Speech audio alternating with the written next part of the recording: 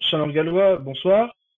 Donc, je vous présente un petit peu. Vous êtes le responsable économique de l'UPR. Est-ce que vous voulez commencer par dire quelque chose avant qu'on commence l'entretien? Oui, en plus, il y a juste par rapport à la dernière élection au Bureau national, j'ai en plus la fonction aussi de trésorier de l'UPR. Donc, on va commencer les questions. Première question. Étant donné les scores des dernières législatives partielles, ainsi que les sondages des européennes, ne serait-il pas judicieux de proposer à Philippot et les Patriotes une alliance? Vous savez, sur ce sujet-là, l'UPR a toujours été très clair au moment de faire une alliance. Il y a les trois conditions, il y en a même cinq, mais il y en a trois qui sont bien connues, à savoir la sortie de l'Union européenne et de l'euro. Il semble que Florian Philippot la propose désormais, ce qui n'était pas le cas au FN. Donc ça, on peut s'en féliciter et nous, on se réjouit de toute façon que toutes les personnes viennent à nos positions. En revanche, il ne me semble pas qu'il propose la sortie de l'OTAN. Je crois qu'il propose que la sortie du commandement militaire intégré, ce qui est différent d'une sortie de l'OTAN. Et se pose aussi, et c'est finalement la problématique, je pense, c'est que d'une part, lui ne nous a pas contactés. Il me semble qu'il est plus dans une démarche personnelle plutôt que dans une démarche d'alliance avec quelque parti que ce soit. Et il y aurait la problématique, évidemment, même s'il le revendique, de rassembler au-delà du clivage gauche-droite. Puisque l'UPR, qui ne prend pas position sur les sujets clivants et qui a cette légitimité, qui pendant 10 ans a réussi à rassembler au-delà du clivage gauche-droite et qui continue à le faire, on sait très bien que pour eux, ça sera beaucoup plus compliqué dans la mesure où vous avez bien vu tous ceux qui les ont rejoints, ce sont des ex-FN. Finalement, c'est un club d'anciens FN, là, au-delà même du programme. Donc, de facto, ils ne rassemblent pas au-delà du clivage gauche-droite. Et c'est surtout la perception de l'opinion. Le perception de l'opinion, ils vont rapidement se heurter au même souci qu'il y avait au FN, c'est-à-dire que c'est d'être rejeté par 75% des Français. Et c'est la perception que les Français auront de lui. Donc c'est aussi pour ça que je pense qu'il est dans une démarche personnelle, puisque s'il voulait le Frexit est rassemblé, le choix logique, quand il y a un parti qui lui propose depuis 10 ans et au-delà du clivage gauche-droite, justement, ça aurait été de s'inscrire là-dedans, alors que quand vous présentez un parti qu'avec des ex-FN et avec à la tête de ce parti l'ex-vice-président du Front National, il est évident que dans la tête de quasiment tous les Français, c'est finalement un autre FN. Et il y aura, je pense, cette problématique-là pour eux. Et évidemment, ils n'ont pas cette légitimité à rassembler au-delà du clivage gauche-droite. Après, nous, on n'est pas aussi aux alliances. À l'UPR, on accepte des gens qui viennent de tous les horizons. À l'UPR, il suffit d'aller à nos universités ou même d'aller à n'importe quelle réunion publique. C'est criant. Vous voyez vraiment que c'est un rassemblement de Français qui viennent de partout, que ce soit au niveau gauche-droite, même au niveau social. Vous retrouvez vraiment la France à l'UPR. Et c'est pour ça que je pense que le meilleur rassemblement pour le Frexit, il est indéniablement à l'UPR, au-delà de la question de sortie de l'OTAN qu'il ne propose pas. Donc écoutez, nous verrons bien, mais encore une fois, je vois plus une démarche personnelle de la part de Florian Philippot, et il va se heurter à la même problématique qu'il avait au FN, mais avec une puissance de feu bien moindre. On peut noter que Sophie Montel avait rejoint Florent Philippot, était justement candidate face à Jonathan Vallard pour le territoire de Belfort et qui, elle, venait justement du Front National. Et c'était pareil pour le Val d'Oise, hein, c'était la candidate, ex-candidate FN. D'ailleurs, il y avait un article de journal, en gros, ils ont dit parce que le FN ne lui avait pas renouvelé sa confiance pour se présenter, elle a rejoint les Patriotes. Donc, ils vont indéniablement avoir cette image de club d'ex-FN et par conséquent, au-delà même du programme, hein, je suis pas en train de dire que c'est un programme d'extrême droite, même s'ils sont assez durs sur la question migratoire. Ce côté club ex-FN fait que il est quand même quasiment impossible de rassembler au-delà du clivage gauche-droite dans ces conditions. L'UPR affirme que les recommandations des GOPE sont en fait des obligations, puisque la Commission européenne peut, en cas d'écart important, sanctionner financièrement un pays. Qu'entendez-vous exactement par écart important? Comment expliquez-vous que le Portugal, qui fait actuellement une politique contraire au GOPE, ne semble pas s'attirer les foudres de la Commission européenne? Est-ce que c'est parce que la Commission européenne s'aperçoit que cette politique a eu des résultats positifs, notamment vis-à-vis du déficit budgétaire et de la croissance? Alors concrètement, c'est deux phases en fait. Les GOPE, l'article 121 du TFUE, pourquoi on dit que ça a un caractère obligatoire, contrairement au terme de recommandation qui est utilisé dans l'article? C'est qu'il y a deux éléments. Il y a d'une part la pression des pairs. Quand vous êtes au sein de l'UE, vous avez ces recommandations et il y a tous les États et les commissaires qui appuient pour que ça se mette en place. Donc vous avez premièrement une pression des pairs qui est difficile à soutenir. On a vu plein de gouvernements, d'ailleurs pas seulement le français, qui parfois bazardaient leurs intérêts sous la une pression collective. Et le deuxième aspect qui est là plus juridique et plus contraignant, c'est que dans le cadre, vous savez, du fameux traité budgétaire, le traité que François Hollande avait promis de renégocier si jamais il était élu, et évidemment qu'il n'avait renégocié du tout, puisque vous savez certainement, si vous écoutez cet entretien, qu'il faut l'unanimité des États membres pour renégocier tout traité. Dans le cadre de ce traité budgétaire, il y a deux volets qui s'appellent le two-pack et notamment le six-pack. Et le six-pack, c'est un volet correctif. C'est-à-dire que en fait, la Commission peut adresser à tout État membre, donc qui juge la politique néfaste, notamment d'un point de vue du déficit, peut demander une correction finalement du budget. Chaque année, le ministre de l'économie doit aller présenter sa copie à Bruxelles, finalement comme un élève qui présente sa copie à un maître, et le budget et voilà, il est présenté à la commission qui peut dire si jamais ça ne lui convient pas, donc si jamais justement les recommandations de ces fameuses GOPE ne sont pas appliquées, il peut tiquer et dire que le budget doit être corrigé. Si ce budget n'est pas corrigé, donc si les mesures ne sont pas prises, il peut y avoir ce qu'on appelle un redressement et la Commission peut proposer justement de sanctionner l'État membre à une amende qui correspond à 0,1% du PIB. Donc pour la France, c'est grosso modo 2,2 milliards d'euros qui seraient en amende. Donc de facto, quand vous avez un volet de sanctions, vous n'êtes plus dans des recommandations, vous êtes dans des obligations. Et pour ce qui est du Portugal, le Portugal, il y a beaucoup de mythes sur ce sujet, puisque c'est un gouvernement soi-disant de gauche, soit dit en passant, comme c'est le cas d'Alexis Tsipras en Grèce, et il applique à la lettre toutes les recommandations. Le Portugal a fait une entorse sur un ou deux points, on a une politique un peu plus sociale, mais dans les grandes lignes, les GOPE sont également appliqués, et vous êtes face à un gouvernement qui est très européiste, d'ailleurs qui défend l'Union européenne à Bruxelles, etc. Donc c'est pas du tout le côté romantisme de la gauche qui serait complètement en opposition ou en désobéissance au traité, un petit peu le côté Mélenchon, du moins ce que prétend Mélenchon. C'est pas du tout ça. Là, c'est un gouvernement qui peut traîner du pied sur une ou deux mesures ou aller à l'inverse, comme la France, du reste, a traîné des pieds.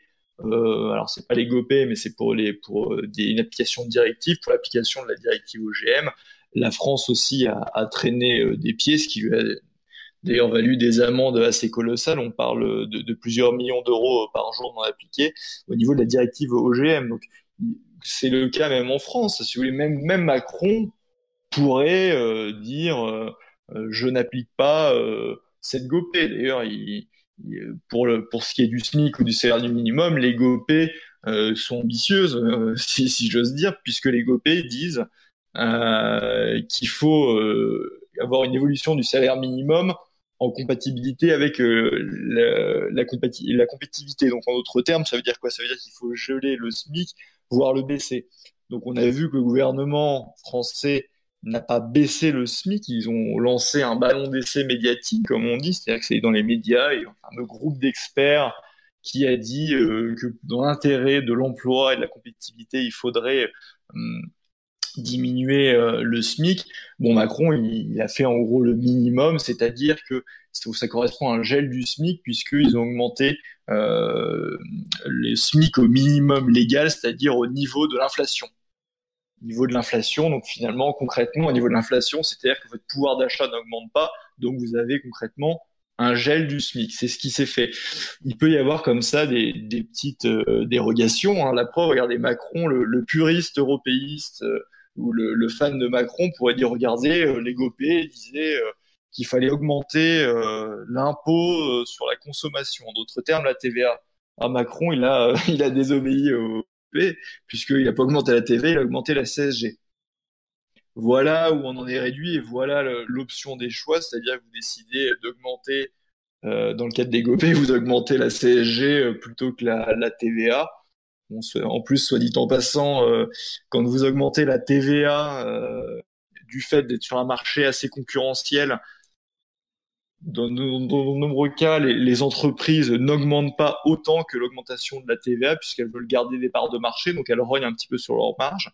Quand vous augmentez la CSG, bah là, c'est une perte directe du pouvoir d'achat.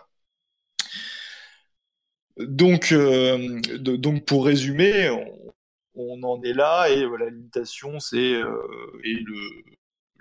les marges de manœuvre sont on augmente la CSG plutôt que la TVA, on va couper dans l'éducation ou dans la santé plutôt que de couper au niveau des gendarmes et des policiers. Les choix, ils se limitent à cela. Donc effectivement, oui, vous pouvez dire j'ai une marge de manœuvre, je peux décider où je vais couper, mais concrètement, vous êtes complètement contrôlé d'un point de vue budgétaire. Les partisans de la construction européenne, d'ailleurs, que ce soit Balladur ou d'autres, au moment du traité de Maastricht, je disais, vous inquiétez pas, c'est qu'une question de politique monétaire, mais nous gardons notre souveraineté en termes de défense, nous gardons notre souveraineté budgétaire, et on voit que dans le cadre des GOPÉ, concrètement, nous n'avons même plus de souveraineté budgétaire. Donc toute la question est là, et c'est exactement la même chose pour le Portugal.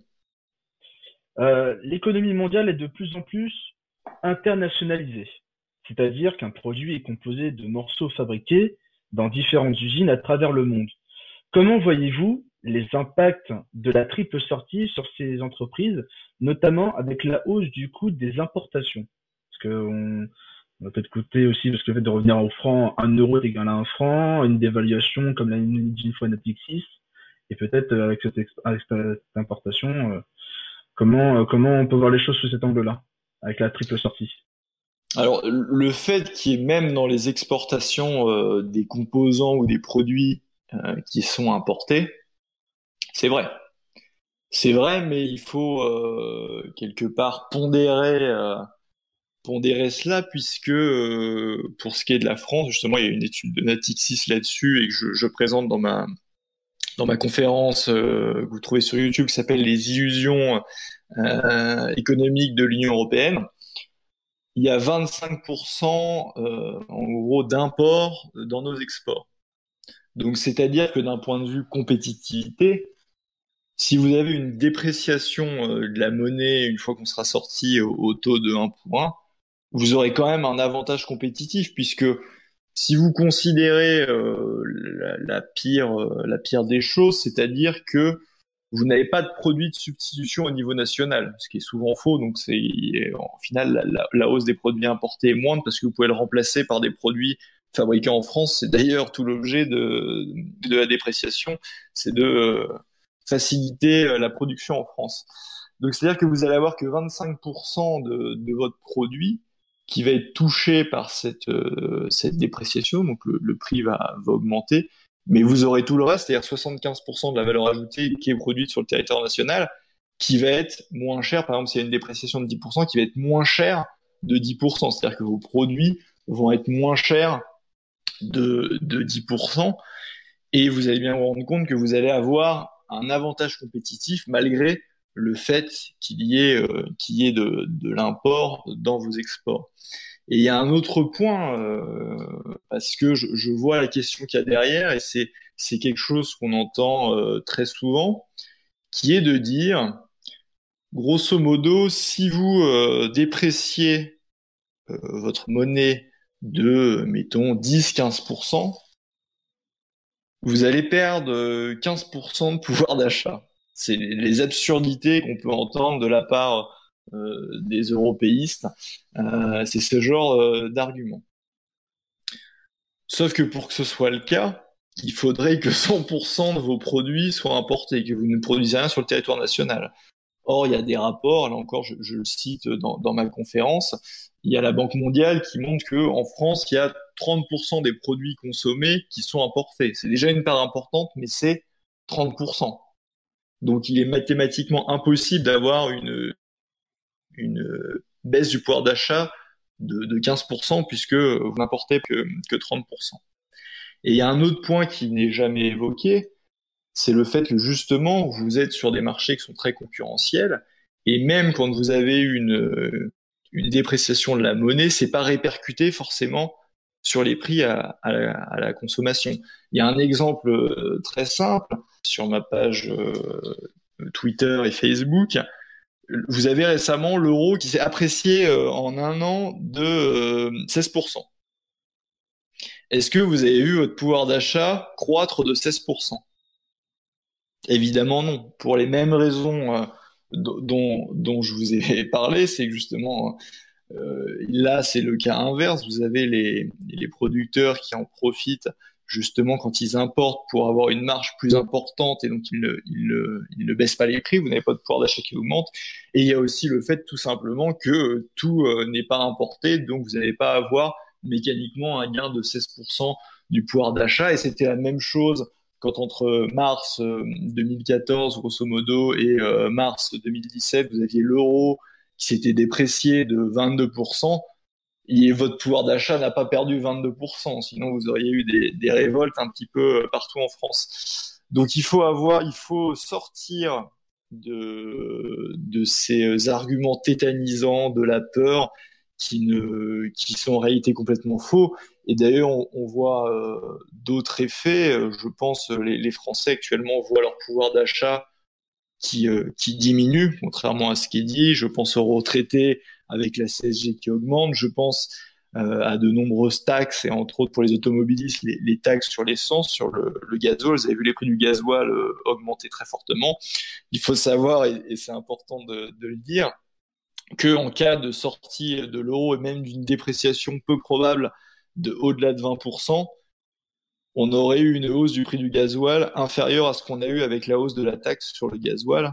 Et d'ailleurs, sur cet élément-là, il faut savoir qu'il y a grosso modo 75% du prix à la pompe qui est composé de taxes, donc c'est encore un mythe énorme. Si votre monnaie se déprécie, mettons de 10 ou 15%, la hausse des prix à la pompe sera maximum de 5-6%, et vous pourrez en plus faire des mesures compensatoires justement en baissant les taxes pour éviter que ça impacte les consommateurs. La perte du pouvoir d'achat et la baisse du niveau de vie des Français, c'est au contraire maintenant, et c'est en gardant l'euro, puisqu'il y a une économie qui se détériore comme c'est le cas au niveau de la France, et des mesures demandées par la Commission dans le cadre de notre appartenance à l'Union européenne. Les Français peuvent constater tous les jours la baisse du pouvoir d'achat, la baisse de leur pouvoir d'achat indirect, avec notamment le massacre des services publics. Ça, ils le constatent tous les jours, et c'est la réalité de la vie dans l'euro. Pour la lisibilité du programme, il faut rassurer les gens en cas de Frexit. Ne pensez-vous pas qu'il serait intéressant de faire un budget post-Frexit, détaillé des dépenses et recettes publiques selon les mesures proposées par l'UPR, en tenant compte de la dévaluation probable et même certainement du nouveau franc de 10, 15 ou 20% de la dépréciation? Nous sommes tous d'accord que ce ne serait que supposition au vu de nombreux facteurs en présence, mais cela permettrait d'y voir plus clair pour l'avenir en cas de sortie et apporterait des éléments de réponse aux nombreuses personnes qui disent que nous n'avons pas le programme pour après le Frexit. En gros, pour avoir plus de crédibilité, est-il imaginable que lors de la prochaine présidentielle, le programme serait évalué financièrement, coûts et recettes? Bon, déjà, sur le programme, comme qu'on n'aurait pas de programme après le Frexit, si vous regardez les programmes de la dernière élection présidentielle, l'UPR a un programme de 199 points qui était très détaillé et très fourni sur de nombreux domaines. Donc c'est un peu c'est pareil, c'est un mythe cette idée qu'on n'aurait pas de programme hors du Frexit. Donc j'invite d'ailleurs tous vos auditeurs à le consulter, à le regarder. Pour ce qui est précisément du budget, c'est une idée intéressante. Après, on a déjà évalué de nombreuses recettes qu'on obtiendrait après la sortie de l'Union européenne. Il y a évidemment les 9 milliards d'euros de déficit fiscal vis-à-vis de l'Union européenne qui rentrent dans les caisses. Vous avez 4,5 milliards à peu près de participation à des cofinancements hors budget et toutes les amendes pécuniaires dont celle des OGM dont je vous parlais tout à l'heure. Donc ça fait ça en plus. Vous avez également des économies indirectes de type économie sur tout ce qui est réglementation. Je pense à toutes les PME, TPE qui sont obligées d'appliquer les normes européennes alors qu'il y a 97% des entreprises françaises qui n'exportent pas, qui ne vendent qu'en France. Donc c'est complètement absurde de leur imposer des normes sur les radiateurs, etc., qui coûtent un argent monstre pour se mettre aux normes. Des fois, vous devez avoir recours à des cabinets ou autres. Ça coûte, il est estimé que ça coûte environ 30 milliards d'euros par an aux entreprises françaises, l'application de ces normes européennes. Donc, on peut faire des économies considérables là-dessus. On peut faire également, il y a la même chose au niveau des normes, des administrations publiques, c'est environ 8,7 milliards d'euros. Et vous avez aussi, évidemment, des économies qu'on peut faire au niveau du millefeuille, parce qu'à l'UPR, on veut tailler dans le millefeuille, mais pas comme au niveau de l'Union européenne, où ils veulent casser l'État, les départements et les communes, finalement tous les échelons hérités de la Révolution française. Nous, on veut enlever l'échelon justement de l'Union européenne et l'échelon des régions qui serait finalement un simple échelon administratif de coordination entre les départements. Donc avec tout ça, on peut économiser un peu plus de 6 milliards d'euros. Donc ça, c'est des économies qui sont considérables. On a aussi des économies au niveau du CICE, puisque nous, on veut faire des facilitations d'embauche et qui sont, c'est-à-dire des financements d'embauche, notamment des baisses de cotisations et qui seraient compensées pour les PME. C'est-à-dire qu'on relance la demande, mais on ne greffe pas et on ne plombe pas les PME. Et tout ça, c'est financé par une baisse du CICE.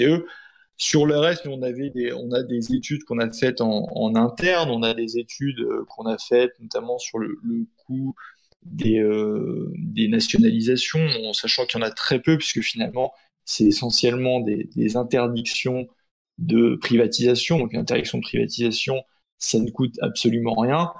Et on a beaucoup d'estimations en interne. Il est vrai que c'est quelque chose qui a été fait de notre côté. On n'a pas publié de budget détaillé, mais ça peut être une bonne idée dans l'optique de 2022.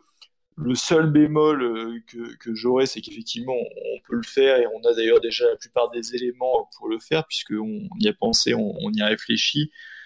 Mais notre programme est déjà très lourd, hein, comme j'ai dit, 199 points, on cesse de l'étoffer. Et si on peut l'ajouter, mais le bémol, c'est que je suis pas sûr que beaucoup de gens se plongeraient dedans, même si on peut dire, oui, ça fait plus crédible. Il y a peu de gens qui iront le regarder dans le détail, malheureusement. Et je sais pas s'il y a beaucoup de personnes qui ont lu, par exemple, les 12 programmes en détail des 12 candidats. Donc, je sais pas s'ils ont en plus cherché dans ce budget, mais en tout cas, c'est une piste intéressante. Il y a une petite réaction de Mutus Liber qui dit: ça me paraît bien compliqué d'établir un budget quand on voit ce qui se passe avec le Brexit aujourd'hui. Alors, un budget peut toujours être fait, mais comme la question d'ailleurs était lucide, puisque dans la question de l'auditeur, il expliquait lui-même qu'évidemment, ce serait basé sur des hypothèses. Un budget, par essence, est toujours basé sur des hypothèses. Il y a une hypothèse, la première, une hypothèse de croissance. L'hypothèse de croissance va déterminer notamment tout ce qui est rentrée fiscale. Donc, tout budget est basé sur des hypothèses. Il y a des éléments où peut dire concrètement, oui, les 9 milliards d'euros de déficit fiscal, on va les récupérer. Mais pour ce qui est de la croissance, elle se décrète pas. Et de la croissance va évidemment venir les rentrées fiscales, que ce soit les rentrées de l'État, mais également les rentrées au niveau de la sécurité sociale. Même chose en termes de résorption du coup du chômage qui dépend de la croissance, mais si on réduit le chômage, c'est également des cotisations qui rentrent et des prestations sociales qui diminuent. Donc, il est évident qu'on peut faire ce budget, mais comme tout budget, et d'ailleurs comme le budget qui est présenté par le gouvernement, il est basé sur des hypothèses. Ce qui est sûr, c'est les dépenses. Vous pouvez de manière, enfin encore, même pour j'allais dire, vous êtes sûr pour certaines dépenses. Il y a des dépenses qui vont être fixes ou des budgets, des investissements que vous pouvez prévoir. Mais même pour les dépenses, selon l'évolution du chômage ou autre, vous allez avoir des dépenses plus ou moins élevées en termes de prestations sociales. Donc tout est sujet à des hypothèses, même s'il y a certains postes du budget que vous pouvez déterminer de façon sûre. Pour tout ce qui est recettes et certaines dépenses, c'est basé sur des hypothèses, c'est certain. Après la sortie du pays ayant le troisième plus gros PIB de l'UE, à savoir le Royaume-Uni, pensez-vous en toute honnêteté que l'UE puisse survivre à la sortie du second PIB, la France, et un membre fondateur majeur? La crise politique et économique majeure que cela engendrerait, à coup sûr, et qui se propagerait très certainement au niveau mondial, mettrait en discuter la transition qui est déjà de base complexe. Cette période de 2 ans, qui par principe va recevoir de plein fouet cette probable crise, sans avoir les bénéfices de la sortie, pourrait avoir un impact majeur sur les Français, sans compter des pressions politiques nationales et internationales énormes durant cette période. Quel est votre avis là-dessus? Êtes-vous prêt à faire face à toutes les conséquences, même inconnues à ce jour? Déjà, évidemment, on est prêt à faire face à toutes les conséquences. J'ajoute que on peut déjà prendre des mesures avant la période dite des 2 ans, qui est, je le rappelle, une période maximale dans le cadre de l'article 50. Il est possible que ce soit moins de 2 ans si tout le monde y trouve son compte. Et l'UPR a prévu, par exemple, pour ce qui est du contrôle des mouvements de capitaux, justement pour limiter cet effet de crise ou de spéculation éventuelle, ou pour le retour au franc, pour nous, ça sera direct. On ne va pas attendre les 2 ans pour le faire. On ne va pas attendre les 2 ans, puisqu'il est évident que contrairement aux Britanniques, les Britanniques avaient leur propre devise, la livre. Pour la France, la grande différence, c'est qu'on sort de l'euro. Donc, d'un point de vue spéculatif, on se doit de mettre directement en place le contrôle des mouvements de capitaux et très rapidement le retour au franc. Donc, c'est en ça que la difficulté, disons que la perspective et le cadre n'est pas le même. Pour le Royaume-Uni, ils n'ont pas cette problématique de l'euro et c'est aussi pour ça que la sortie de la France sera plus explosif, puisque je pense que l'Union européenne peut survivre à la sortie de plusieurs pays, que ce soit la France ou le Royaume-Uni, avec des pressions extérieures. L'Union européenne peut résister et peut continuer à exister après un Brexit et après un Frexit. Pour ce qui est de l'euro, ça sera beaucoup plus compliqué de voir l'euro après une sortie de la France, puisque vous avez après évidemment une spéculation sur les marchés qui pourrait se mettre en place vis-à-vis des pays qui sont encore présents, parce que vous aurez un risque institutionnel de la survie de l'euro qui sera encore plus grand, donc vous pouvez avoir des attaques spéculatives vers les pays du Sud et les pays qui sont les plus faibles vis-à-vis de la zone euro, et puis vous allez surtout avoir dans le cadre des équipes Target 2, vous allez avoir l'Allemagne qui va s'affoler de plus en plus, puisque elle va se dire justement que tout le poids des équipes Target 2, c'est elle qui va l'assumer. Et c'est elle qui paiera finalement pour tout le monde et qui va payer au moment de la sortie des pays du Sud de l'euro. Donc il est fort possible évidemment que la sortie de la France de l'euro amène à une disparition de l'euro. Pour ce qui est de l'Union européenne, je pense qu'elle peut survivre pour la simple et bonne raison que on sait très bien que l'Union européenne n'est pas un projet rationnel, c'est un projet complètement dogmatique et qui a en plus un appui géopolitique dès son origine qui est celui des États-Unis d'Amérique. Donc il est possible que l'Union européenne survive après un Brexit et après un Frexit. Et d'ailleurs, on voit que les pressions sont constantes vis-à-vis du Royaume-Uni. Vous avez Jean-Claude Juncker qui dit que la porte est toujours ouverte pour un retour du Royaume-Uni. Donc eux, ils n'abandonnent pas le combat. Ils ont des éléments très puissants derrière eux. Donc ils n'abandonnent pas le combat et ils se disent toujours, est-ce que ce qu'espèrent les européistes, c'est justement que ça se passe mal au Royaume-Uni. C'est tout le contraire qui a eu actuellement, mais ils espèrent que ça se passe mal pour dire, regardez, vous êtes au plus bas, il faut rejoindre l'Union européenne, et c'est quelque part de contredire et de violer le vote des Britanniques. C'est l'histoire de la construction européenne, puisque on ne serait pas un premier viol de vote, rappelez-vous, de 2005, rappelez-vous du vote des Grecs, rappelez-vous de nombreux épisodes où des référendums ont été violés.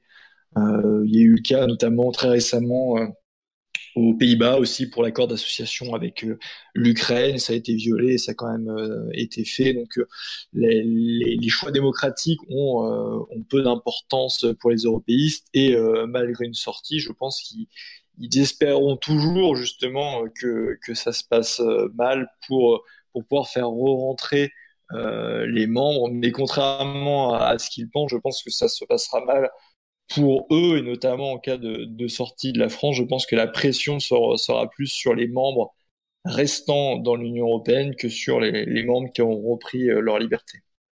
Devrait-on s'inquiéter des élections en Italie le 4 mars qui pourraient chambouler le très fragile et illogique équilibre de l'euro et par conséquent menacer notre économie et notre avenir? Donc on rappelle qu'il y a bientôt peut-être un débat et peut-être un référendum en Italie sur l'avenir de l'euro. Quel est votre avis là-dessus, Charles Gallois?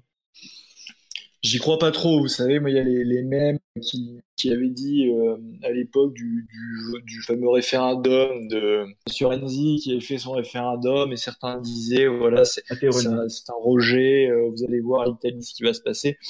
J'y crois pas beaucoup pour la simple et bonne raison que le parti qui est censé être en tête pour ces élections, du moins dans les sondages, c'est le M5S, le Movimento Cinque Stelle, qui est le parti qui avait été créé par Beppe Grillo. Et l'UPR, comme il l'avait dit pour Syriza, c'est un parti leur dans la mesure où ils ne proposent pas la sortie de l'Union européenne, de l'euro, ils finiront par se coucher et à ne rien faire. C'est exactement ce qu'on avait dit pour Syriza, là où tous les autres du FN, France Insoumise, DLF, s'extasiaient de la victoire de Syriza en disant que c'était une grande claque pour l'Union européenne. On était lucide à ce sujet, et on a bien vu ce qui s'est passé, c'est-à-dire que Tsipras ne voulant pas sortir, il s'est complètement couché devant les institutions européennes. Et il y a de ça quelques semaines, le M5S, qui avait un moment... le parti de Beppe Grillo. Exactement. Mais c'est plus lui qui est à la tête, c'est un autre, c'est pas Beppe Grillo, même si c'est lui le fondateur. Il y avait, voilà, comme d'habitude, un peu comme ce qu'on avait au FMC. Si regardez dans le programme, à un moment, ils disent qu'ils vont faire un référendum sur la sortie de l'euro. Mais évidemment, c'était pas clair du tout et on a appris, là, il y a quelques semaines que ce point-là du programme avait disparu au moment d'affronter les élections. Il n'est plus question même de référendum sur la sortie de l'euro. Donc, je pense qu'il ne se passera pas grand-chose. Ça sera certainement une coalition, une combinaison comme il y a d'habitude en Italie, un peu format 4ème République, où vous allez avoir des accords, mais il ne sera en aucun cas question de la sortie de l'euro. Vous aurez au maximum des remous sur les marchés financiers, où effectivement, si c'est un parti dit populiste qui serait en tête, vous allez avoir les marchés qui ont baissé pendant 1 ou 2 semaines, et puis après, vous allez voir que ces partis-là vont arriver à un accord, qu'il n'y aura pas du tout, il ne sera pas du tout question de sortie de l'Union européenne et de l'euro, et donc finalement, ça sera peu ou prou la même politique qui sera menée en Italie. Donc honnêtement, je n'attends pas grand-chose de ces élections italiennes, sinon un éventuel remous sur les marchés de 1 ou 2 semaines, mais pas plus que ça. D'accord. Question un peu plus sur, pareil toujours un petit peu à l'international. Charles Gallois, selon vous, quelles sont les bonnes idées et initiatives économiques appliquer dans d'autres pays et que l'on devrait s'inspirer? Alors, on n'a pas de modèle spécifique et c'est vrai que on a tendance en France à toujours citer l'Allemagne. Moi, je vais plutôt citer la Suisse. Je vais citer la Suisse parce que il y a les bons côtés. Déjà, c'est un pays hors Union européenne, euro et OTAN et qui se porte très bien. C'est le pays le plus riche et le plus prospère d'Europe avec la Norvège, qui est également hors de l'Union européenne. Et il y a notamment deux mesures sur le plan économique qui sont intéressantes en Suisse. Il faut savoir que la Suisse est un pays assez libéral sur le plan de l'interne, mais qui se protège farouchement au niveau de l'extérieur. C'est notamment le cas en matière agricole. En matière agricole, il faut savoir il y a des quotas en Suisse et typiquement, vous allez avoir des quotas ou des barrières douanières dissuasives sur tous les produits agricoles tant que les productions des agriculteurs suisses ne seront pas écoulés. Donc là-bas, il n'est pas question de CETA, de TAFTA, d'alliance, de traité de libre-échange avec le Mercosur. La Suisse, par exemple, protège avant tout ses agriculteurs et ses productions agricoles. Et ils ont bien raison. Et l'autre point qui est intéressant sur ce pays-là et qu'on retrouve d'ailleurs en Allemagne et chez des pays qui sont très développés sur le plan industriel, c'est que, contrairement d'ailleurs à ce qui est dit, la Suisse, ça fait bien longtemps que ce n'est plus un paradis fiscal, même s'il y a il y a encore des accords avec certaines grandes fortunes. Il faut savoir que au niveau du PIB suisse, la finance ne représente que 8% quand c'est du 30% au Luxembourg. Et ce qui fait la richesse de la Suisse, on l'oublie souvent, c'est justement son industrie. Et l'industrie est puissante et au niveau éducatif, il y a une grande part et une valorisation, comme en Allemagne, de l'apprentissage. Et c'est important puisque dans des pays qui sont très industrialisés, ça permet justement d'avoir une main-d'œuvre qui est très bien formée et qui est opérante sur le territoire national. Et on retrouve cette caractéristique aussi en Allemagne. En France, on a eu tendance à dénigrer les métiers dits manuels et à ne valoriser que les études intellectuelles. Alors les études intellectuelles, c'est très bien, je vais pas dire le contraire et emprunter cette voie, mais il n'y a aucune raison de dénigrer les métiers manuels et on voit que ces pays qui ont mis un accent fort sur l'apprentissage et notamment la Suisse, ça fonctionne très bien. Donc je citerai la protection agricole, protection d'ailleurs qui est bien souvent aussi industrielle, et l'apprentissage. On va passer maintenant à un sujet un peu plus hors contexte économique et on va parler un petit peu plus de l'immigration. Que pensez-vous de la situation des migrants à Calais? Quelle est la réponse de l'UPR sur l'immigration massive et par le référendum proposé dans le programme et par la protection de frontières? Alors les migrants, je ne sais pas bien ce que ça veut dire. Les migrants, ce qu'il faut voir déjà, c'est qu'il y a deux choses. L'UPR est pour le respect évidemment de la loi républicaine. Et évidemment, les migrants, moi je sais pas si c'est des migrants, si c'est des vrais demandeurs d'asile, si c'est de l'immigration illégale. Pour l'immigration illégale, la loi demande à ce que les personnes soient renvoyées. On va pas demander à ne pas appliquer la loi. En revanche, le référendum sur l'immigration, que dit l'UPR? Et ça va être d'ailleurs précisé dans la commission la commission de migration qui est actuellement court. C'est de dire que de toute façon, toutes les grandes décisions en matière d'immigration sont là aussi décidées au niveau de l'Union européenne. Donc c'est bien gentil de s'écharper sur un sujet très clivant comme ça. Et d'ailleurs, on voit même le FN qui en a fait sa spécialité, son fonds de commerce. Il y a l'immigration, regardez, c'est pas bien l'immigration, etc. C'est décidé au niveau de l'UE. Donc nous, ce qu'on dit, c'est premièrement, sortons de l'UE. Et après, justement, on fera cette grande consultation nationale et ce grand référendum pour décider quelle politique migratoire veulent les Français. Donc dans ce référendum, il sera encore une fois précisé au niveau de cette commission migration, il y aura d'abord est-ce que vous voulez rester ou non dans Schengen? Ça sera une première question. Et après, la deuxième question, justement, de définir, et ça peut être un référendum de questions à choix multiples, à l'image des votations d'ailleurs qui ont lieu en Suisse. Vous pourrez avoir un référendum qui décidera justement de quelle immigration vous voulez. C'est une immigration juste une immigration d'étudiants, une immigration de travail, si vous voulez des quotas, si oui, combien de personnes. C'est ce type de questions qui seront posées, ce seront les Français qui décideront. Et l'UPR, qui veut rassembler au-delà du clivage gauche-droite, prend délibérément la position de ne pas prendre position. Ça peut paraître paradoxal, mais l'UPR dit voilà, le grand sujet, quel est-il? C'est de reprendre en main notre destinée, c'est de reprendre en main notre démocratie. Et après, on reprend notre démocratie, et sur la question migratoire qui est excessivement clivante, c'est d'ailleurs pour ça que si vous avez une position très radicale en matière d'immigration, vous aurez du mal à rassembler au-delà du clivage gauche-droite encore une fois. Donc c'est pour cette raison que nous ne prenons pas position. Nous, on est pour le respect de la loi, mais ce qui me paraît normal pour un parti qui se dit républicain. Et ensuite, sur la politique migratoire, les Français vont trancher au cours du référendum qu'on organisera. Une énergie abondante et abordable est cruciale pour le fonctionnement d'une économie. Que pensez-vous des travaux d'un Nicolas Meillan et comment concilier Frexit, fin du nucléaire et émergence des renouvelables? Alors, le travail de Nicolas Meillan, je le trouve ici justement où il explique qu'on ne peut pas faire 6 sorties du nucléaire. Et vous savez que c'est un des deuxièmes sujets de référendum, la politique énergétique en France, parce qu'il y a faut savoir qu'il y a des avantages et des inconvénients pour les deux solutions. C'est une question complexe et il n'y a pas de réponse facile ou évidente, mais j'aime beaucoup justement ces travaux quand ils montrent que la sortie du nucléaire en Allemagne, qui s'est fait un petit peu à la va-vite, s'est faite finalement au bénéfice des centrales à charbon et qui sont infiniment plus polluantes. Et ils montrent entre autres que ce qui peut ne pas être intuitif, une bonne partie, selon les vents de la pollution qu'on peut trouver à Paris, vient justement des centrales à charbon allemandes. Donc ces travaux sont intéressants. Pour ce qui est de la politique énergétique, il est évident que c'est un enjeu majeur puisque la France a peu de ressources dans ce domaine. Finalement, la seule ressource que nous avons, c'est le nucléaire, qui dépend d'ailleurs lui-même de l'uranium.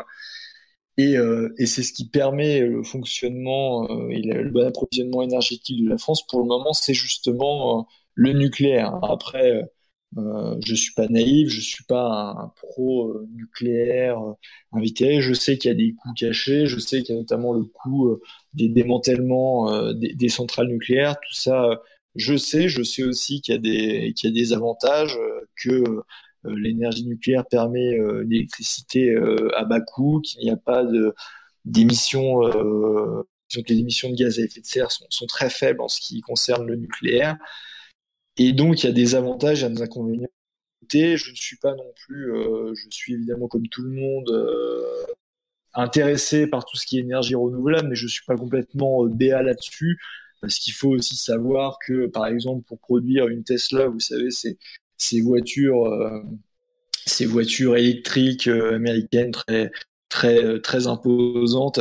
Finalement, produire une Tesla, ça pollue plus que de conduire une Renault Clio au diesel que vous auriez tout le long de la durée de vie. Ne serait-ce que la production de Tesla pollue plus que cela. Donc, il y a aussi des pollutions cachées, si j'ose dire, dans la production et dans la conception des énergies renouvelables. D'ailleurs, ça n'existe pas une énergie qui est 100% renouvelable, puisque ne serait-ce que pour la produire, il faut là également utiliser des énergies fossiles.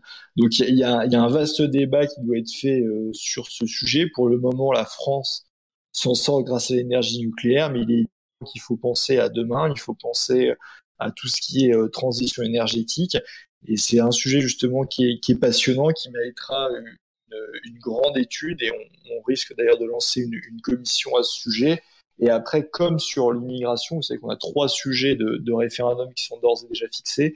La sortie ou non du nucléaire et la politique énergétique de la France sera là aussi tranchée par les Français par référendum. C'est ce qui nous paraît d'ailleurs la solution la plus démocratique. Et on voit que ce type de questionnement ou de référendum, contrairement à ce que veulent bien dire les soi-disant démocrates, que quoi les Français seraient trop bêtes pour choisir, etc.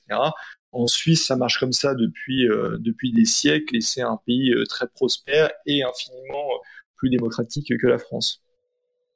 Par rapport au secteur stratégique, si la France retrouve son indépendance, que nous soyons plus soumis aux lois supranationales, c'est-à-dire que l'État retrouverait sa capacité à diriger et intervenir via des moyens financiers sur l'économie privée.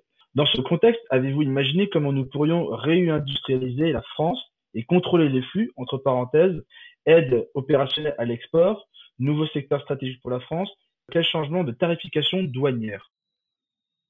La première chose, on peut arrêter l'hémorragie, puisque avec le rétablissement des contrôles et mouvements de capitaux, on peut arrêter tout ce qui est délocalisation, ça c'est une première chose. Et il va évidemment avoir le réindustrialisation et déjà rééquilibrage de notre balance commerciale qui est dans un déficit énorme depuis le début des années 2000 et l'adoption de l'euro. La première chose déjà, évidemment avec l'euro, ça sera un gain de compétitivité énorme, la sortie de l'euro et le retour au franc, qui donnera une bouffée d'air à tous les secteurs qui produisent en France et qui sont tournés vers l'export. Ça sera un argument majeur. Et après, il faudra évidemment une politique volontariste d'un point de vue de réindustrialisation. Ça veut dire quoi? Ça veut dire que tous les secteurs en difficulté et qui ont une production nationale, on pourra mettre des barrières douanières, surtout vis-à-vis des pays qui n'ont pas les mêmes normes sociales et environnementales. Ça, c'est très important, c'est-à-dire qu'on fait un protectionnisme dit intelligent. L'idée, évidemment, n'est pas de vivre en autarcie et de devenir la Corée du Nord. Le libre-échange total est une absurdité puisque vous mettez en concurrence avec des pays qui n'ont pas eu tous les mêmes normes sociales, environnementales, etc. En revanche, le libre-échange peut être satisfaisant, encore pas vis-à-vis des pays entièrement, mais des fois vis-à-vis de secteurs qui partagent les mêmes normes, à peu près les mêmes coûts, etc. Il n'est pas idiot d'avoir de la concurrence. Et qui dit protectionniste intelligent aussi dit ne veut, finalement comme ce que fait la Suisse, ne pas dire mettre des barrières douanières partout. Il serait complètement absurde de mettre des barrières douanières vis-à-vis des pays de secteurs où on ne produit plus du tout en France.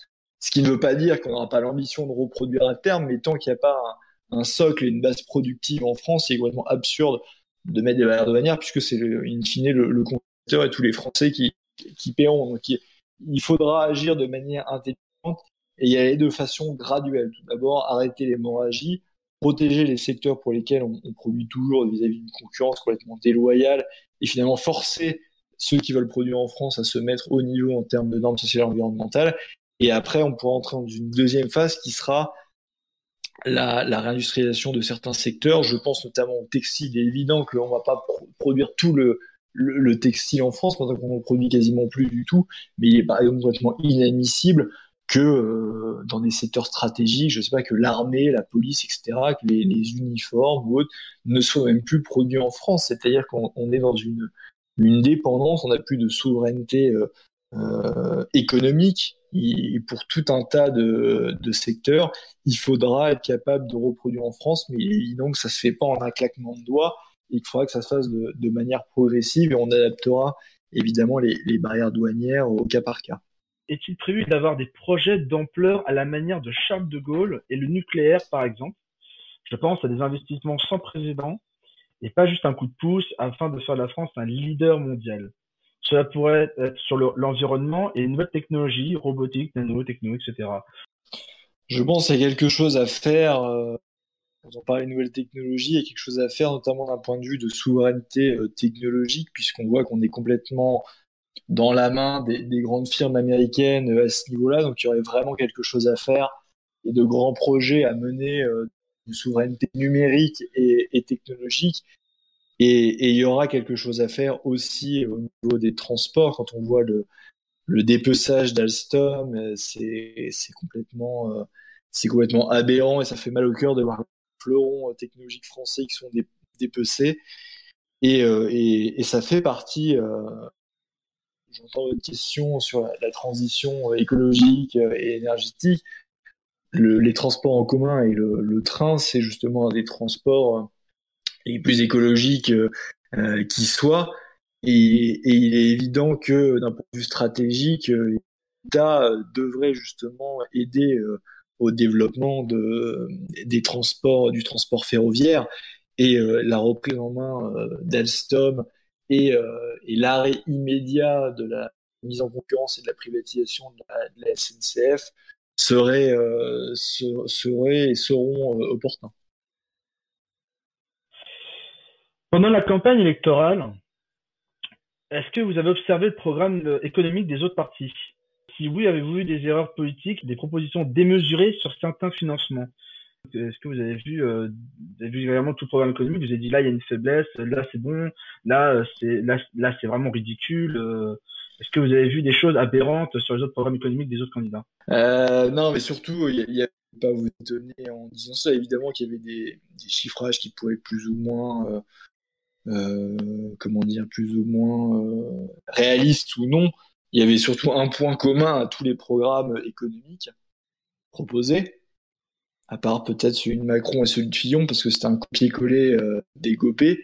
Tous les autres programmes économiques étaient complètement inapplicables dans le cadre des traités européens. Donc c'est la première chose qui saute aux yeux. Quand vous aviez le, le FR, Dupont-Aignan qui disait par exemple qu'il fallait faire du protectionnisme, réserver les emplois publics pour les entreprises françaises, sans proposer le Frexit, mais c'est complètement absurde, puisque vous savez très bien que c'est complètement interdit dans le cadre des traités européens. Donc finalement, c'est une des mesures économiques parmi tant d'autres qu'il y avait, mais les trois quarts des mesures économiques des autres candidats étaient de facto inapplicables dans le cadre des traités européens. Donc finalement, j'ai envie de dire, à part faire un marketing politique et enfumer les Français, ça sert à quoi de dire on va réserver les comptes publics aux entreprises françaises quand c'est interdit dans le cadre des traités européens? Donc évidemment, des absurdités, il y en avait beaucoup, puisque je vous l'ai dit, il y a 75% des propositions qui étaient inapplicables.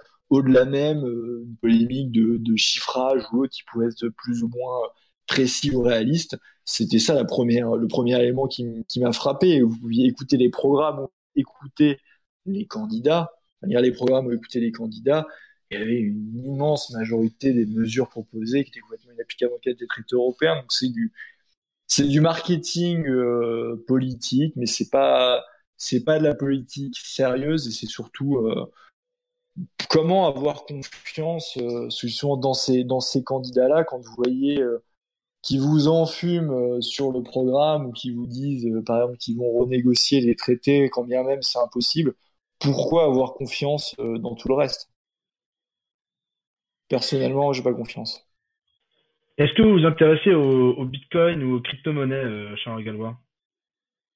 Je m'y intéresse donc je regarde les évolutions J'ai des une question. cryptos et du Bitcoin. Après, J'ai une question là-dessus. C'est donc l'un des membres du rameau. Est-ce à votre avis, les crypto-monnaies, non, je ne dis pas Bitcoin, sont une menace à la souveraineté de la France, création, destruction monétaire, taux de directeur, etc. Sachant que certains pays, Estonie, Suède, Russie, Chine, Venezuela et d'autres, pensent à créer une crypto-monnaie nationale. Ils ont sans doute pensé à garder un certain contrôle ou avantage de la monnaie traditionnelle. D'une manière générale, avez-vous un avis sur la technologie associée aux crypto-monnaies qui peut avoir des conséquences économiques énormes, en bien ou en mal, à savoir la blockchain? La réponse, je ne connais pas assez le sujet des crypto-monnaies pour avoir un avis définitif là-dessus, est acceptable, voire préférable. alors, j'ai deux choses à dire sur les données.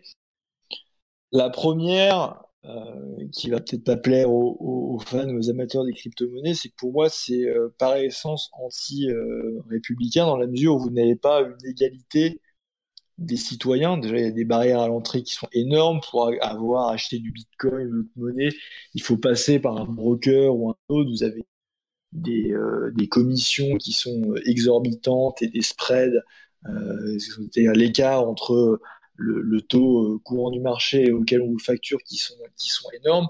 Donc vous n'avez pas égalité des citoyens devant cette monnaie qui n'est pas utilisable partout et par tout le monde. Donc ça va à l'inverse des principes de la République, qui est une égalité des territoires, une égalité des citoyens. Donc c'est le premier point.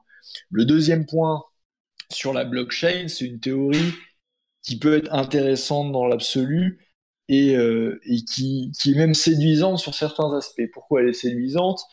C'est l'idée de finalement désintermédiation, c'est-à-dire c'est un peu la rébellion contre les banques. Donc ça, c'est l'aspect qui pourrait paraître sympathique, c'est-à-dire que vous n'avez plus besoin de passer par votre banque, vous êtes directement de particulier à particulier. Donc ça, c'est l'histoire qui est vendue derrière.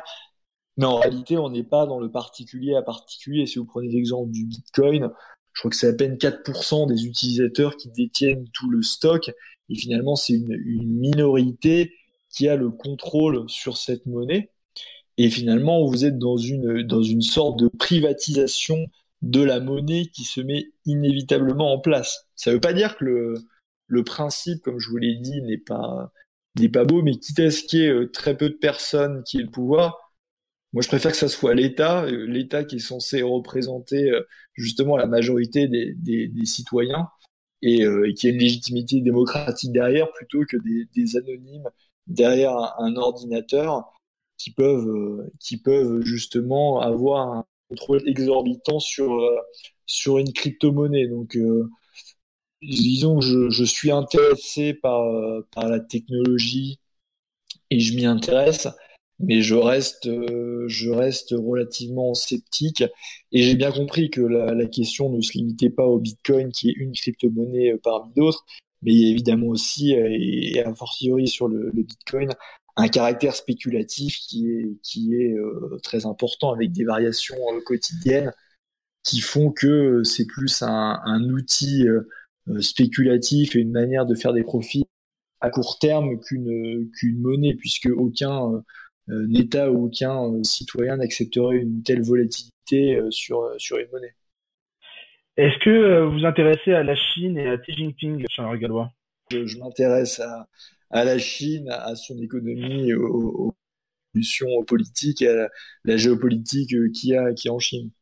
J'aimerais connaître ce que vous et l'UPR pensez à propos des nouvelles routes de soie lancées par Xi Jinping, le président chinois. Est-ce que l'UPR, une fois au pouvoir, sera favorable à ces nouvelles routes commerciales? Quels pourraient être les avantages et les désavantages de celles-ci? Et surtout, votre réaction à la position d'Emmanuel Macron sur le sujet, qui s'est dit favorable aux nouvelles routes de soie. Qu'est-ce que vous en pensez? Écoutez, tout dépend ce qui va être mis en fois derrière, mais dans l'absolu, l'UPR veut sortir de l'Union européenne, pas pour mettre des barrières tous azimuts, mais pour s'ouvrir sur le monde. Et l'UPR, surtout d'un point de vue géopolitique, et cette nouvelle route de la soie, au-delà de l'économie, ça fait aussi partie de la géopolitique. L'UPR est pour un monde multipolaire. L'UPR pense que les empires doivent cesser, notamment la mainmise des États-Unis sur le monde. Donc, à cet égard, un certain équilibre des puissances et l'émergence de la Chine n'est pas en soi une mauvaise chose. Ça ne veut pas dire il faut être naïf, ça ne veut pas dire qu'il faut rester vigilant, mais la Chine, contrairement aux États-Unis, tradition impérialiste aux quatre coins du monde, disons un petit peu comme la Russie, leurs zones d'influence traditionnelles qui sont au niveau des pays limitrophes. Et même si on voit la Chine s'immiscer en Afrique, ils ont moins cette tradition impérialiste.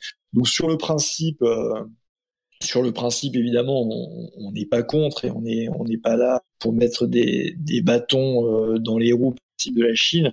Mais après, c'est pas pour autant, comme je vous l'ai dit, qu'on sera naïf et qu'on ne défendra pas nos intérêts commerciaux. Petite question un petit peu légère, hein. Par rapport au débat qu'il devait y avoir entre les candidats de la de Comté pour les élections législatives partielles, à quand une petite grève de la faim devant France 3 de Franche-Comté? Bah, écoutez, d'après la réponse du CSA, je ne crois pas qu'il serait sensible même à une grève de la faim. Non, c'est tout simplement une question légère, c'est tout simplement scandaleux. Et d'autant plus quand il s'agit du service public, duquel on attendrait justement qu'il soit plus scrupuleux d'un point de vue démocratique, qu'il serait plus scrupuleux encore que le CSA. Et finalement, il se conduit de la même manière, voire pire, que des chaînes privées. Donc c'est lamentable. Et je sais pas si vous avez déjà vu le dernier entretien du président, mais on ne cesse de d'écrire au CSA et on va passer à la voie supérieure, à la vitesse supérieure, comme on a déjà construit un beau dossier des réponses du CSA pour se porter devant le Conseil d'État et montrer les injustices criantes, c'est-à-dire que les médias ne respectent même pas le principe minimum et le CSA non plus, principe qu'il a pour autant érigé, ne respecte même pas le simple principe d'équité, qui est déjà une farce en soi. Mais si le principe d'équité était respecté, l'UPR devrait avoir grosso modo 1% du temps de parole dans les grands médias de ce pays. La réalité, c'est que depuis fin du premier tour de l'élection présidentielle, on a le droit à 0 heure, 0 minute, 0 seconde. C'est du délire. C'est-à-dire que même pour les législatives générales, pas les législatives partielles, où on présentait le plus de candidats de tous les partis politiques à travers la France, on est passé nulle part. Et quand dans le même temps, moi j'écoutais, je tombais par hasard, je menais campagne aussi de mon côté dans la Nièvre, je suis tombé, je crois que c'était sur France Info ou France Inter, il y avait un parti que je connaissais pas qui s'appelait Allons enfants, et eux sont passés peut-être pendant 10-15 minutes sur France Inter ou France Info, et l'UPR, dont le président a été candidat à l'élection présidentielle, qui avait rassemblé près de 1% des suffrages, 330 000 voix, et qui présentait le plus de candidats, c'était quand même un tour de force. On a eu le droit à 0 heure, 0 minute, 0 seconde. C'est ce qu'on appelle une censure. Là, on parle un petit peu plus du CAP, mais c'est Vincent Brousseau, mais on espère peut-être une réponse de votre part. C'est au sujet de l'euro. Concrètement, pourquoi est-ce que l'euro français est vraiment plus cher que l'euro allemand? Peut-être que c'est par rapport au traité de l'euro et que ça a avantagé l'Allemagne, mais surtout, pourquoi nous avons environ 20% d'écart entre notre euro français et celui allemand? Et pourquoi l'Allemagne possède un euro et une économie bien meilleure que la nôtre depuis l'arrivée de la monnaie commune? Il y a des raisons assez simples à ça, de structure économique. Vous pouvez décréter, dire que monnaie allemand, c'est pas le cas. Pourquoi il n'y a pas la même compétitivité, il n'y a pas les mêmes évolutions structurelles de l'économie? C'est tout d'abord, vous n'avez pas les mêmes taux d'inflation. Et ça, c'est culturel, c'est une question de structure économique. Les Français ne sont pas des Allemands. Les Français sont un peu plus râleurs, demandent plus d'augmentation, sont moins rigoureux. Je schématise, encore une fois, c'est de la caricature, hein, mais sont moins rigoureux que les Allemands. Donc structurellement, la France et les pays du Sud font plus d'inflation que l'Allemagne. Donc mécaniquement, vous avez une compétitivité qui se dégrade. Et donc, qu'est-ce qui se passait historiquement? C'est que vous aviez une dépréciation des monnaies vis-à-vis, à l'époque, du mark, ce qui n'empêchait pas d'ailleurs d'avoir les mêmes croissances et une potentielle qui augmentait. Un simple exemple, hein, vous savez que de 1970 à grosso modo, allez, 83, donc en 13 ans, on était passé de un franc, enfin un Deutsche Mark égale 1,5 franc à un Deutsche Mark égale 3,5 francs.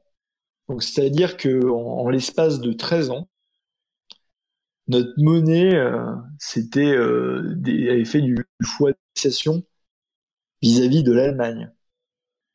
Quelle folie peut passer dans la tête des concepteurs de l'euro pour se dire quand on a eu une dépréciation aussi importante, on pourrait fixer un taux de 1 pour 1 jusqu'à la fin des temps, ne serait-ce qu'entre la France et l'Allemagne. Donc je vous parle même pas entre la Grèce et l'Allemagne. Donc c'est de la folie furieuse et c'est ce qui explique pourquoi on ne peut pas avoir la même avec l'Allemagne et pourquoi l'euro est trop cher pour la France et à contrario n'est pas assez cher pour l'Allemagne. Et c'est intéressant parce que ces années 70 à 83, la France se portait mieux que l'Allemagne et avait une meilleure croissance que l'Allemagne. Donc ça, c'est aussi pour dire que le fétichisme de la monnaie est aussi une absurdité. Ce qui compte, dire une monnaie forte, d'ailleurs, ce qui compte, c'est l'évolution d'une monnaie. Et ce qui compte pour une monnaie, c'est qu'elle soit compatible et en phase avec les structures économiques d'un pays. Vous pouvez décréter et vouloir garder une monnaie forte, Si vous n'avez pas l'économie qui suit, vous allez complètement flinguer votre économie. Et c'est ce qui se passe pour les pays du Sud. C'est ce qui se passe du reste pour la France. Et c'est ce qui s'est passé d'ailleurs même pour la France avant l'adoption de l'euro, puisque vous savez que le tissu industriel français et l'emploi se dégradent un petit peu avant l'euro, mais c'était déjà dans le cadre de l'euro, si j'ose dire, puisque la France avait mis en place, notamment après l'acte unique, la politique du franc fort, justement, pour adapter déjà le franc à ce qu'allait être l'euro. Donc, c'est-à-dire que la France avait déjà une monnaie qui était complètement surévaluée. Et ça a des conséquences. Et cet exemple 70-83 vous montre pourquoi c'est de la folie de garder la même monnaie à l'heure actuelle avec l'Allemagne.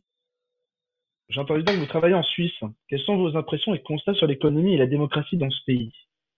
La Suisse, évidemment, est différente de la France, mais je pense qu'on doit s'inspirer d'un point de vue démocratique. Moi, je suis partisan des votations et d'essayer de démocratiser au maximum et de rendre la voix aux citoyens. Vous savez d'ailleurs que dans notre programme à l'UPR, nous avons le référendum d'initiative populaire qui correspond finalement peu ou prou aux initiatives suisses, puisque vous savez qu'en Suisse, il y a deux types dites de votation finalement qui sont des référendums. Il y a la votation qui est à l'initiative là aussi de l'exécutif, donc des pouvoirs publics, et vous avez la votation qui peut être à l'initiative des citoyens, donc c'est des citoyens qui ont un sujet duquel ils veulent débattre ou veulent prendre position. Ils font, c'est comme une espèce de pétition, si vous voulez, où vous recueillez des signatures, et après, ce sujet est soumis à référendum. Et donc, ça fonctionne très bien et c'est infiniment plus démocratique que le système français de ce point de vue-là. Et comme je vous l'ai dit, d'un point de vue économique, il y a du bon et du moins bon. Il est évident que c'est un pays indépendant, qu'il se protège, et d'un point de vue agricole, d'un point de vue industriel, c'est un pays qui se protège énormément vis-à-vis de l'extérieur. Vis-à-vis de l'intérieur, c'est un pays qui marche bien. Il y a, en revanche, un pays plus libéral et il y a un système qui est plus difficilement compréhensible d'un point de vue français, notamment le système de santé qui coûte très cher avec un système d'assurance privée un petit peu à l'américaine. Donc, d'un point de vue français, ça, c'est forcément plus choquant.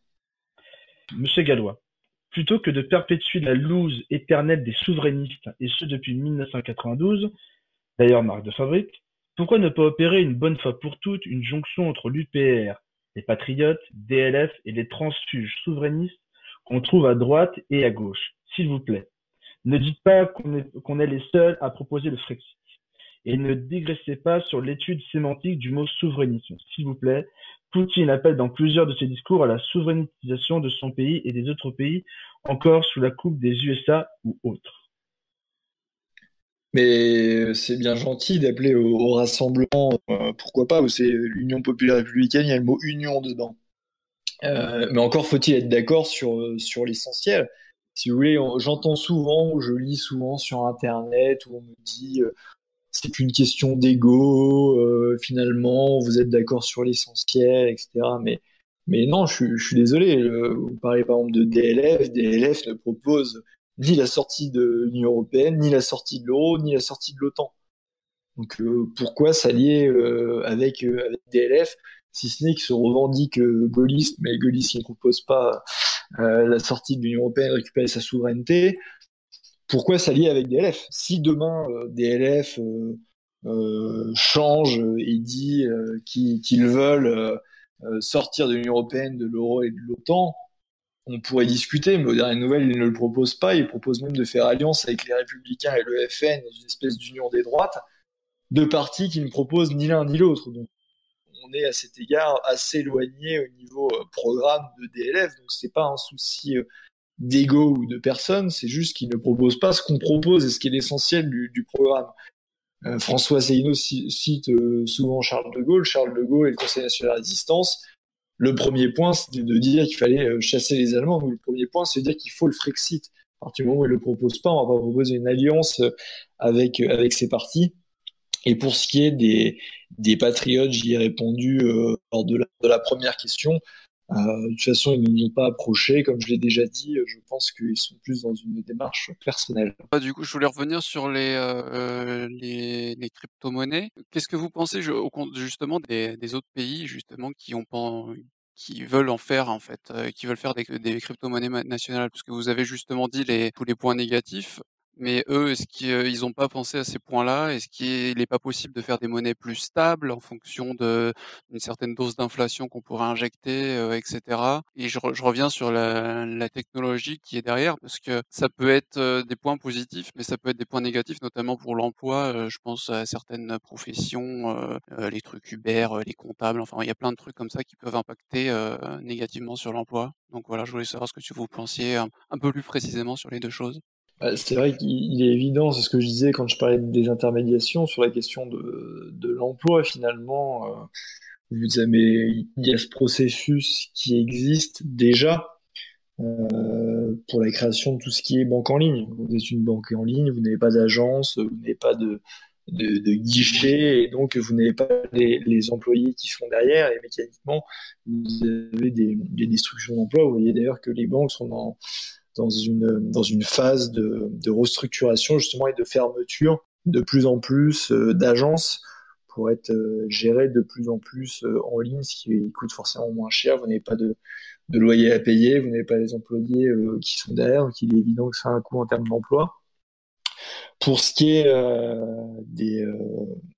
des États qui veulent faire crypto-monnaie, alors peut-être que je peux me tromper, je suis pas un spécialiste, mais à mon sens, pour l'instant, c'est qu'il y a des tas de projets, il n'y a pas eu vraiment de crypto-monnaie lancée, et la question serait plutôt quel est l'avantage à ça par rapport à une monnaie traditionnelle qui est déjà largement dématérialisée et pilotée depuis une banque centrale. Je vois pas trop l'intérêt de mettre les deux en concurrence et en parallèle, d'autant que, in fine, si une crypto-monnaie devient vraiment une monnaie officielle, elle aura, si j'ose dire, les mêmes inconvénients une monnaie traditionnelle. De toute façon, elle aura une cotation et une valeur par rapport aux autres monnaies. Et si vous en créez des tonnes, imaginons, vous aurez aussi une dépréciation de cette monnaie qui ne vaudra pas grand-chose vis-à-vis de l'extérieur. Donc j'ai plus de mal à imaginer. En fait, je comprends l'intérêt de la technologie et de blockchain. J'ai plus de mal à voir l'application concrète d'une crypto-monnaie et les avantages qu'elle pourrait avoir pour tous les citoyens par rapport à une monnaie traditionnelle.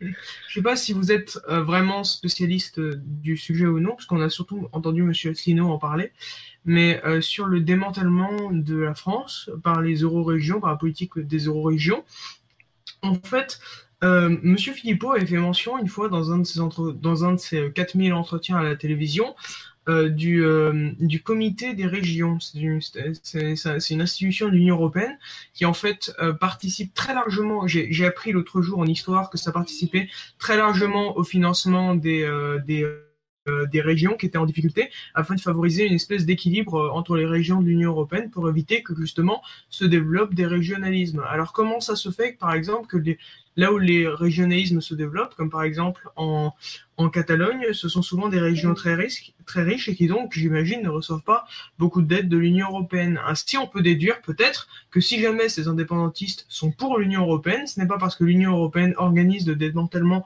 de leur région ou la séparation de leur région de leur pays, mais tout simplement qu'en fait, dans l'imagerie populaire, dans l'idée populaire, vouloir quand même rendre l'indépendance à une région, c'est s'isoler à fond, et donc favoriser une adhésion à l'Union européenne, c'est ne plus s'isoler. Et du coup, le populisme de ces régionalistes peut employer la technique de l'européisme pour s'assurer un maximum de voix et que ça n'aurait pas de lien direct en fait avec l'Union européenne qui organiserait ça. Parce qu'en fait, j'ai aussi un ami qui a un oncle qui travaille à la Commission européenne et qui avait précisé qu'en fait, ils n'avaient aucun intérêt à avoir des mini-régions qui adhéreraient comme ça pêle-mêle, parce que ça deviendrait beaucoup plus difficile à gérer pour l'Union européenne Et en termes de processus d'adhésion, il y aurait tout un programme et voilà. Donc en fait, peut-être que le propos du père là-dessus est erroné ou alors ne vise pas correctement, ne vise pas la bonne cible. Je sais pas ce que vous en pensez. Si, mais au contraire, il y a des financements, il suffit de voir le FEDER, il y a des financements directs aux régions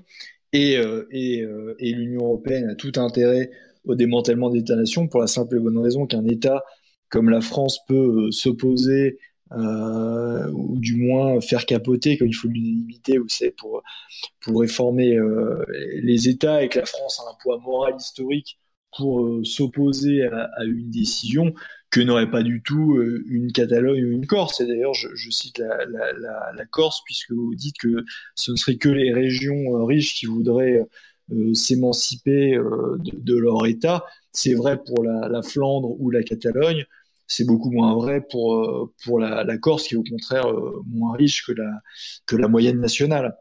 Donc il y a différents types de régionalisme, mais l'Union européenne a tout intérêt et a toujours poussé. Enfin, vous citez le comité région qui existe. Vous avez la langue justement, la charte pardon, des langues minoritaires régionales qui pousse à cela. Et après, la deuxième partie de la question est intéressante. Moi, je connais bien le cas catalan, et il est vrai qu'il y a le côté de l'Union européenne, ces régions jouent aussi sur le côté Union européenne, tout simplement parce que l'Union européenne favorise le régionalisme, donc c'est un allié objectif. Et après, il y a aussi effectivement dans l'argumentaire de, par exemple, catalan, de dire que la Catalogne ne serait pas isolée et qui joue, mais c'est des cas particuliers, notamment la Catalogne, puisque l'Espagne est depuis l'adhésion à l'Union européenne, qui était la communauté économique européenne à l'époque, et un bénéficiaire net des fonds européens. Donc les indépendantistes catalans sont quelque part l'image de l'Espagne. C'est-à-dire que vous n'avez pas en Espagne de parti, ne serait-ce qu'eurosceptique. Alors je parle même pas de partis proposant la sortie de l'Union européenne, de l'euro et l'OTAN, ça n'existe pas, ou c'est extrêmement marginal. C'est un pays, pardon, profondément européiste, l'Espagne, et c'est la même chose pour la Catalogne. Donc c'était vraiment quand vous écoutiez les débats entre finalement partisans de l'indépendance ou non, c'était à mourir de rire, puisque l'argument des anti-indépendances, c'était de dire si vous votez pour l'indépendance de la Catalogne, vous allez être sorti de l'Union européenne, donc ça va être la catastrophe. Et les indépendantistes, plutôt que de dire que ça serait une vraie indépendance, que l'Espagne est soumise à l'Union européenne et n'est pas un pays indépendant et souverain, les indépendantistes disaient eux-mêmes, mais non, de toute façon, ils vont pas nous enlever, on est profondément européens, on sera réintégré par la suite. De toute façon, il n'y a pas de précédent d'une région qui se sépare d'un État. Il n'est pas dit, contrairement à ce que dit la Commission, qu'on sera exclu de l'Union européenne.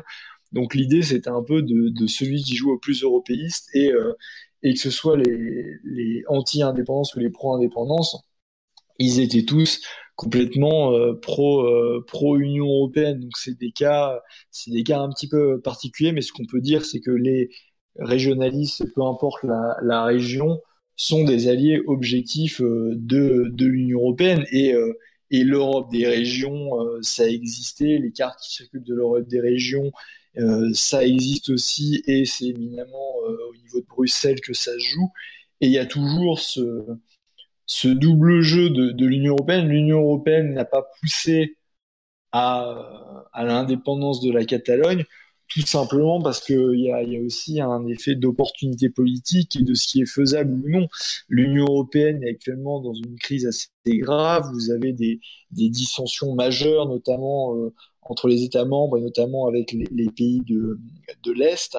Et l'Union européenne, à l'heure actuelle, ne pouvait pas se permettre d'avoir l'Espagne à dos et de promouvoir publiquement l'indépendance de la Catalogne. Mais ça se joue plus en sous-main et Carles Puigdemont, il est à l'heure actuelle à Bruxelles. Il n'est pas plus inquiété que cela par les autorités bruxelloises. Il peut se balader assez librement alors il est sous la peine d'une condamnation en Espagne. Donc il y a quelque part un double jeu à ce sujet. Si vous alliez mettre en ligne votre conférence Les illusions économiques de la zone euro, qui a été réenregistrée apparemment dans une version mise à jour, et est-ce que vous pouvez parler un peu des nouveautés de cette conférence? Alors, c'est les illusions économiques de l'Union européenne qui est déjà en ligne, mais c'est vrai que c'est une version qui date un petit peu. Elle était enregistrée dans une brasserie, donc même si c'est en très bonnes conditions, avec prise directement sur le micro, les slides qui étaient incrustés, il n'en reste pas moins que la qualité totale n'est pas idéale. A priori, elle sera enregistrée en 2018. Il faut voir quand. A priori, je vais aller en conférence à Nantes en mars 2018. Et l'idée serait peut-être justement de la réenregistrer en qualité studio, mais pour cela, on attend notamment d'avoir le nouveau siège où on pourrait avoir vraiment une vraie salle permanente d'enregistrement vidéo et pour pouvoir l'enregistrer en bonne qualité. Donc pour ce qui est de la mise à jour, il y a beaucoup notamment de graphiques qui sont mis à jour, des déclarations, des éléments en plus concernant les mythes, des peurs de la sortie de l'euro. Donc il y a tous ces éléments-là qui sont mis à jour, mais évidemment tous les chiffres qui dataient un petit peu, parce que je crois que l'enregistrement date de 2014, donc il y a même des chiffres qui étaient à fin 2013. Donc tout est mis à jour et le design aussi est mis à jour avec des slides qui sont plus jolis et notamment aux nouvelles couleurs de l'UPR. Ok, merci pour ces informations. Même si Target 2 et les dettes souveraines sont pas comparables, je voulais savoir si le différentiel qui est supporté par la Banque centrale allemande, s'il pourrait pas être presque indéfini comme l'est à peu près les dettes souveraines, parce que sachant que c'est important, je pense que le système entre guillemets, les gens vont se battre pour le garder le plus longtemps possible à flot. Donc pourquoi est-ce que ce différentiel pourrait pas monter à 2-3 milliards et puis rester comme ça pendant plusieurs années? Ou quel qui serait l'élément déclencheur si jamais ça devait péter entre guillemets? Merci. Il y a des grandes différences parce que la dette souveraine, quelque part, hormis les intérêts qui peuvent être plus ou moins grands, ça ne vous coûte pas sur le moment. La dette des systèmes Target 2 et les créances de la Banque centrale allemande, ça peut lui coûter du jour au lendemain, à partir du moment où un pays va sortir et qu'il n'aura pas les moyens d'honorer ses dettes du système Target 2, c'est des pertes qu'elle prendra directement. Donc c'est pas finalement comparable à une dette souveraine où là d'une part bah, vous pouvez en plus elle peut être détenue en partie par vos résidents et le coût présent est relativement faible si ce n'est évidemment les intérêts hein, qui peuvent être importants. Pour la France, on est quand même à 50 milliards d'euros à peu près par an, donc c'est important.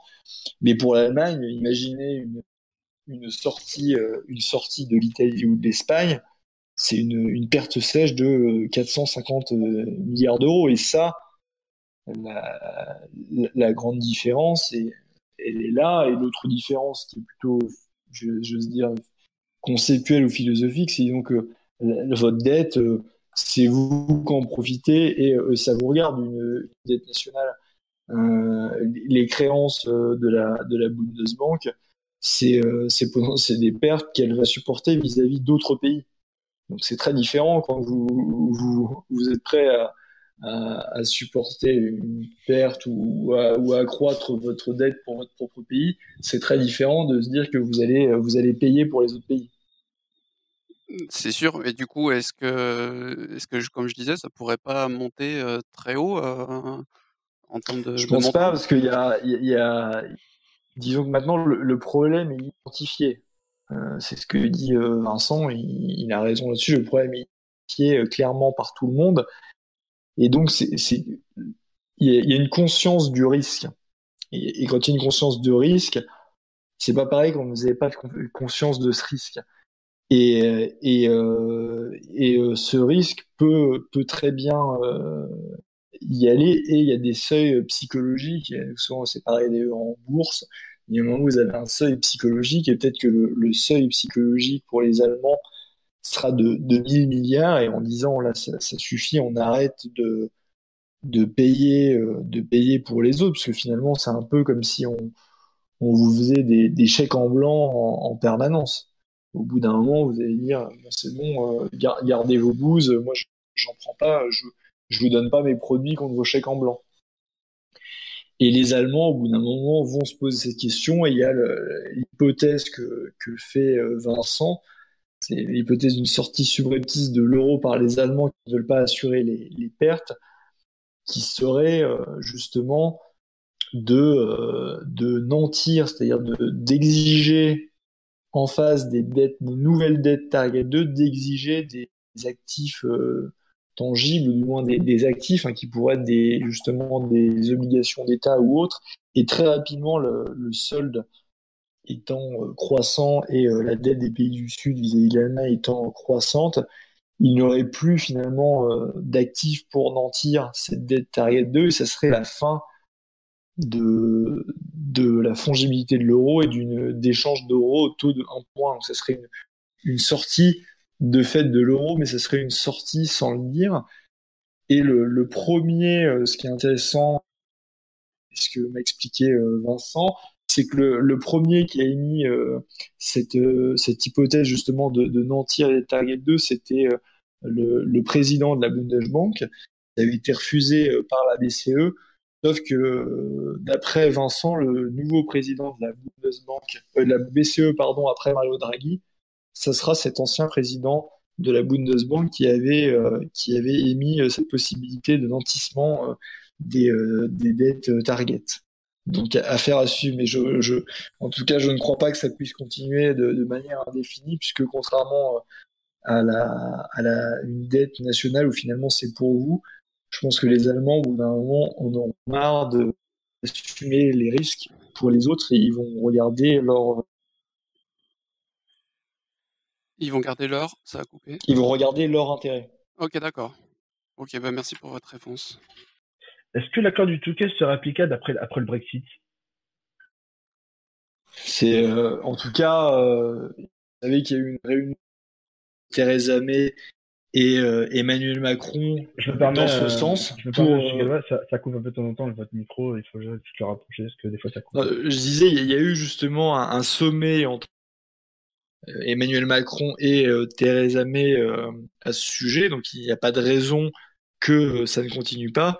Et pour la petite anecdote, et qui vous montre bien toute la propagande et finalement le Project Fear dont parlaient les Britanniques, rappelez-vous qu'au moment du référendum au Royaume-Uni sur le Brexit, lorsqu'Emmanuel Macron était ministre de l'économie, il avait quand même déclaré que si jamais le Royaume-Uni sortait de l'Union européenne, il laisserait passer tous les migrants. Et on voit bien que ce sont des arguments complètement faux, et que finalement le principe de réalité prend le dessus, puisque justement on a appris il y a quelques semaines, lors de ce sommet entre Emmanuel Macron et Theresa May, que les accords allaient continuer, et que la France allait justement contenir les migrants pour le Royaume-Uni. Donc cet argument de la peur qui avait été lancé était justement une fake news. Ironie du sort pour Emmanuel Macron, qui veut faire un projet de loi contre les fake news. C'en est le promoteur et l'émetteur numéro 1. Comment vont les finances de l'UPR? Alors, les finances se portent bien. Vous savez que l'UPR, on est à 29 810 adhérents, dont plus de 26 000 à jour de cotisation. Donc les finances de l'UPR se portent bien grâce à nos adhérents, donateurs, mais qui sont évidemment la plupart des temps des adhérents. Donc les finances se porte bien. Et l'UPR, justement, contrairement à beaucoup de partis, grâce à sa base militante et ses adhérents, n'avait pas un besoin vital du financement public lors des élections législatives. Donc ce n'était pas une question de vie ou de mort pour nous, même si évidemment ça aurait aidé au développement de l'UPR. Donc les finances de l'UPR se portent bien et on espère et on souhaite que les adhésions continuent en cette année 2018 et évidemment que tous les gens qui avaient adhéré, parce qu'on a eu plus de 15 000 adhésions en 2017, réadhèrent, enfin cotisent à nouveau pour cette année 2018, mais en tout cas, l'UPR se porte très bien et même depuis l'élection présidentielle, on a nos adhésions qui augmentent, on a 8 à 10 par jour, ce qui est considérable, surtout si on compare ça aux autres partis politiques et le marasme qu'il y a autour. Je ne sais pas si vous avez lu, il y a eu un article comme quoi le PS n'aurait que grosso modo 20 000 adhérents à jour de cotisation. Donc l'UPR serait le quatrième parti de France en termes d'adhésion. Et ça, on peut que remercier et vous remercier si vous êtes adhérent UPR, puisque c'est grâce à vous que l'UPR peut continuer et l'UPR ne dépend que de ses adhérents, contrairement aux autres partis politiques. Donc c'est aussi une force que ça donne une grande liberté et ça donne une pérennité au mouvement. On va pas mourir si jamais on n'a pas une personne qui est élue ou si on n'a pas de financement public, ce qui n'est pas du tout le cas de tous les autres partis. Il y a des partis qui mourraient demain s'ils avaient plus leurs élus ou leur financement public. Merci pour la réponse. Merci Monsieur Gallois pour l'entretien. Merci pour la réponse directement aux adhérents, sympathisants et autres personnes des autres partis. Voilà. Merci, bonne soirée, au revoir.